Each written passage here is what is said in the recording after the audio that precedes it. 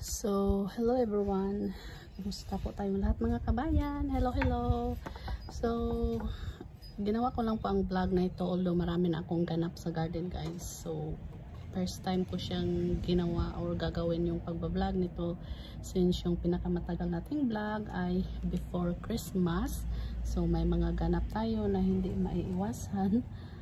No, so this time is iba-vlog ko lang kasi alam kong nasusubaybayan nyo po ito yung ating pag-propagate ng watermelon. So actually nagawa ko na yung isa, naalala nyo guys, ayan. So ngayon is ito yung tinatawag ko na harvest time. So i-harvest na natin yung ating mga dahon na pinopropagate na watermelon kasi nga napapansin nyo guys, hindi ko na sila natuunan ng pansin, and then yan po nagda-dry na po yung kanilang pinaka mother leaf talaga. And then here naman is as nakikita nyo may mga butas, pinapapak po yan siya ng tipaklong mga kabayan. Ayan, so yung iba is buhay pa po yung mga mother leaf. So yung this one is naalisan na natin siya kanina ng mga anak-anak, and then mayroon pang mga natitira dito. Ito yung sa una kong ginawa. So this time is isi-share ko sa inyo kung paano ko siya ililipat. Pasensya na po dito kasi sa mga nakasubaybay is nakilala nyo po ito. Ayan po yung ating tinamna ng mga dahon-dahon. And this one ang grabe yung tipaklong guys. Sarap na sarap sa ating watermelon. So anyway, so yung gagawin ko ay since tapos na tayo dito sa isa guys, ayan. So this one is itatanim ko lang muna siya sa isang pot para hindi masyadong crowded yung aking area.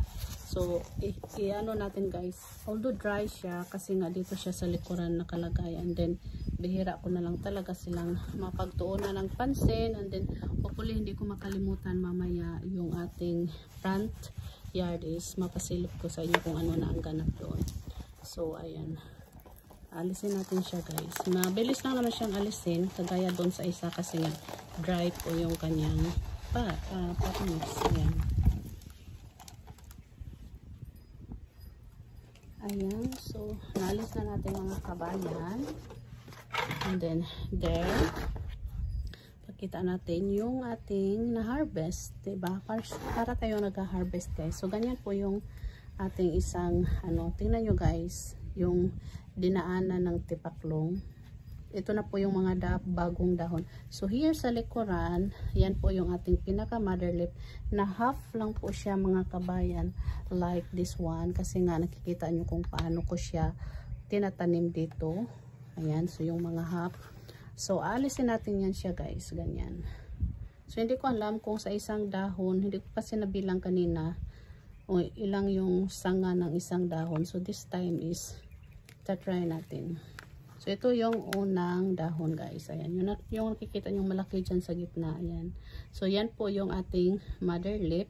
Then dito po yan sila tumutubo doon sa this one, yung parang nila, ugat. So alisin natin siya mga kabayan. Medyo malaki na ito. Ayan. So ha-harvest natin siya. And then ganyan na po yung kanyang looks. Ayan. Diba? So actually may na siya, may bagong dahon na rin. So one, and then here, yan. So ang tagal kong hindi nakapag-vlog mga kabayan, may mga bagay-bagay akong inasikaso. Ayan, so mabilis lang siyang alisin kapag dry yung ating pating. So ganyan po yung looks niya guys. So ayan, ganyan siya, dumidikit siya dyan sa ating this one, parang sa ugat ng ating mother leaf. Then this one is naputol yung dahon kasi nga pinapapak siya ng mahiwagang tipaklong. Alisin natin yan siya guys, ganyan. Ayan. So ganyan po yung ating pag-harvest. So this one is hayaan ko muna kasi naman siya maliit. So ito yung proper na naalis natin doon sa unang dahon. So mayroon tayong 1, 2, 3, 4, 5, 6 pang 6, 7, 8 pang 8 doon sa tinira natin. So next one is itong pangalawang dahon. Alam nyo guys, nagkalat na yung watermelon natin kasi nga dati sa sobrang dami ng dahon na naalis natin. Pati doon sa ground garden ay mayroon na pong mga watermelon doon na tumutubo guys. So ganyan po. Very healthy pa and buhay po yung ating mother leaf dyan. Ayun na, hulog yung isa guys. Yan o. Ayan, and here, alisin natin siya guys. Ayan. And ito yung, kumbaga yung pinakamalaki. Ayan, so yan na po, empty na po yung ating Oh, may maliit pa dito na patubo guys. Ayan oh. Pero hindi na natin yan siya hihintayin. So next is, ito naman ay parang half na lang po yung kanyang mother leaf. Kasi pinapapak na siya guys ng tipaklong. Ayan. Ayan po guys. So mabilis lang po magparami ng watermelon. Matagal lang ang process na ito kasi leaf propagation. So mas maganda yung by portion kapag alisin natin siya sa pot. Yung pinaka ano talaga is hatiin lang po natin yung kung ilan yung puno para mas madali yung makita yung kanilang progress. So since nga tinatry natin yung leaf propagation na half yung dahon and then saka yung water propagation. So yung water propagation natin mga kabayan is ano po siya, nandoon na po, nakatanim na po sila sa separate pot. Ito yung malaki din yung papak ng tipaklong. Ayan, so we're done dito sa isang plastic. And then, yan po yung ating na-harvest guys. Ayan, so ang gagawin natin is, itatanim natin siya dito sa isang pot, kagaya this one. Ito naman, hindi masyado nakita ng mga tipaklong, kaya medyo healthy and medyo buo din yung dahon niya. Not like this one. And this one also, ayan. Medyo buo po yung dahon niya guys. Ang ganda ng pagkaano niya. So, hindi siya nakikita ng tipaklong. So, itatanim natin siya dito. Like this one. So, ipag-isa lang natin siya mga kabayan para masyado na kasing crowded yung aking palibot dito guys. So, gagawa lang tayo dito ng ganyan. Ganyan lang kasimple. Then, ililipat ko rin ito once na medyo lumaki na sila guys. I-separate ko ito sa yung sa ano talaga pot na iisa lang yung ano. So, temporary lang ito para hindi na sila babalikan ng tipaklong. Ayan.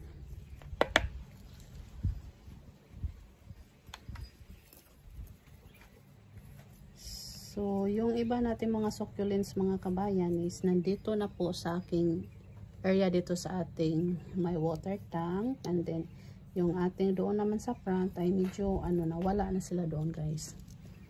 So, nung mga time na hindi ako nakapag-vlog is, yun nga, may mga ganap tayong mga inaayos mga kabayan. And then, until now, mas lalo ngayon.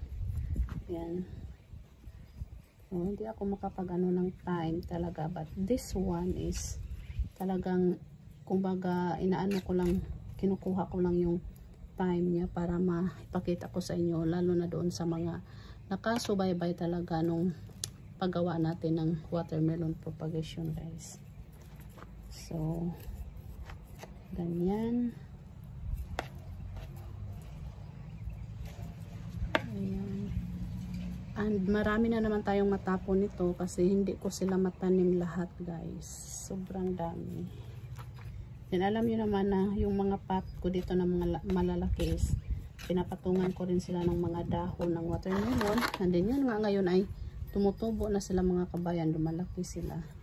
So kahit sa ang sulok mayroon tayong watermelon. But sayang din kung itatapon natin ito. Kaya pinipili-pili ko lang yung pwede natin ano.